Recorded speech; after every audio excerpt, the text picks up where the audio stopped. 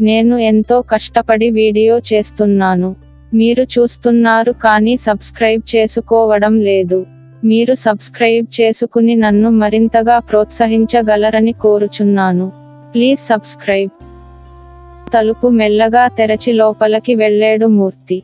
గదిలో మంచంపై నగ్నంగా అడ్డంగా పడి ఉన్నాడు కొడుకు రాజేష్.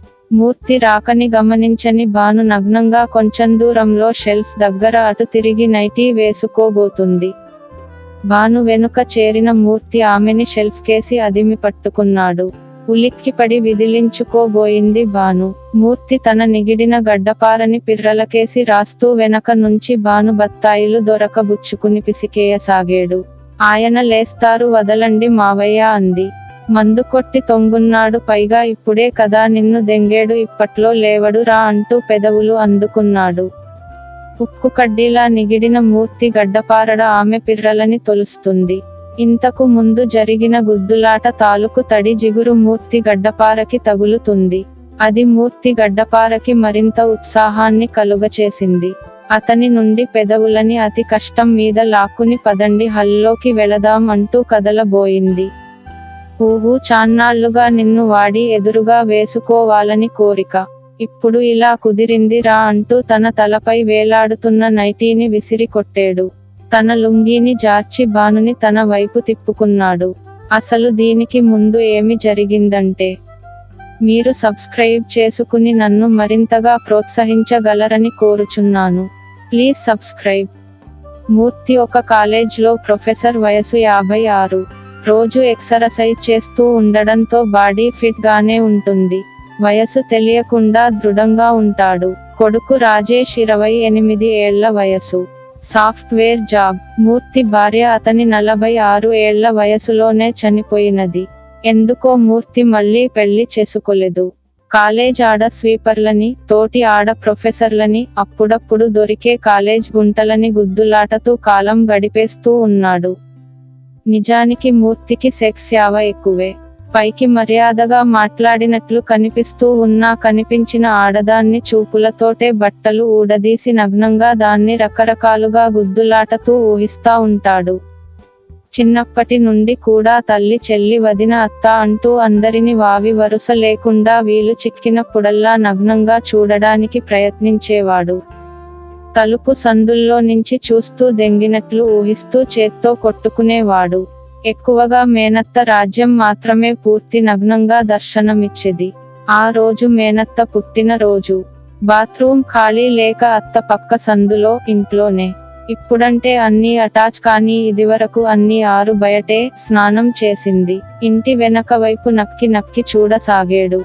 గొంతు కూర్చుని బాల్చిలో నీళ్లు మీద పోసుకుంటుంటే ఆమె నున్నని వంటిపై నుంచి ఆ నీళ్లు జారుతూ కనువిందు చేసేది. సోపు పెట్టుకోడానికి చేతులు వెనక్కి పోనిచ్చి రుద్దుకుంటూ ఉంటే పరిగెత్తుకుని వెళ్లి బత్తాయిలు పిసికేయాలనిపించేది. ఆమె వంటిపై నుండి కారే ఆ నీటిని నోరు పెట్టి గడగడా తాగేయాలనిపించేది. చివర్లో పైకి లేచి వంగుని బాల్చిలోని చివరి నీళ్లు మీద పోసుకుంటుంటే గుండ్రటి పిరుదులు అప్పుడప్పుడు కనిపించకుండా అత్తమందార మొగ్గ పిచ్చెక్కించేవి. ఒక్కోసారి గుబురు పొదలతో, ఒక్కోసారి కొంచెం నూగుతో దిమ్మని చూస్తే అప్పుడు మూర్తికి పండగే. కొట్టుకుని నొప్పి పెట్టేది. మూర్తికి ఆ రోజు ఇంకా బాగా గుర్తుండి పోయింది. వేసవి కాలం కావడంతో మేడ మీద ఆరు బయట పడుకునేవాళ్ళు. అత్త పుట్టిన రోజునాడు మూర్తి కోసమే అన్నట్లు ఇంకా ఎవరు మేడ మీద పడుకోలేదు. మూర్తి రాజ్యం మాత్రమే పడుకున్నారు. ఇప్పట్లాగా నైటీలు లేవు. పరువాల రాజ్యం లంగా ఓనీలతోనే పడుకున్నది. మన 16 ఏళ్ల మూర్తి పక్కన పడుకున్నాడు. కపట మెరుగని రాజ్యం పరువపు ఊహలతో చల్లగాలికి త్వరగానే నిద్రపోయింది. అత్తకి ఒక అలవాటు ఉంది. ఒక కాలు తిన్నగా ఉంచి మరొక కాలు మడిచి పాదం నేలపై ఆనించి పడుకుంటుంది. అంటే లంగా గుడారంలా లేచి గాలి ఫ్రీగా తగిలేలా అన్నమాట. నిద్ర పట్టని మూర్తి అత్తనే చూస్తూ తిరిగి గడ్డపారడ నలుపుకుంటూ ఉన్నాడు. లేచి కూర్చుని అత్తకి దగ్గరగా జరిగి తొలగిన పైట సందులో నుంచి సన్ను చూస్తున్నాడు. నడుం మడత చూసి లొట్టలు వేస్తూ కిందకి చూసిన మూర్తి కళ్ళు విచ్చుకున్నాయి. లంగా పైకి లేచి మోకాలు తెల్లగా మెరుస్తూ కవ్వించింది. లేచి అత్త కాళ్ల వైపు వెళ్లి మోకాళ్లు వేసి కూర్చున్నాడు. తొంగి చూసిన మూర్తికి వి షేప్ లో అత్త తొడలు సగందాకా కనిపించకుండా దర్శనమిచ్చేయి. మూర్తి గుండె దడదడా కొట్టుకుంటోంది. మెల్లగా తలని అత్త లంగాలో పెట్టాడు. చీకట్లో ఏమీ కనిపించలేదు. పొద్దున్న చూసినది గుర్తు తెచ్చుకుంటూ చూడడానికి ప్రయత్నించాడు. ఏమీ తెలియలేదు. తలని బయటకి లాగి చుట్టూ చూశాడు. కొంచెం గాలి వీయసాగింది. మెల్లగా వణికే చేతులతో లంగాని పైకి జరిపాడు.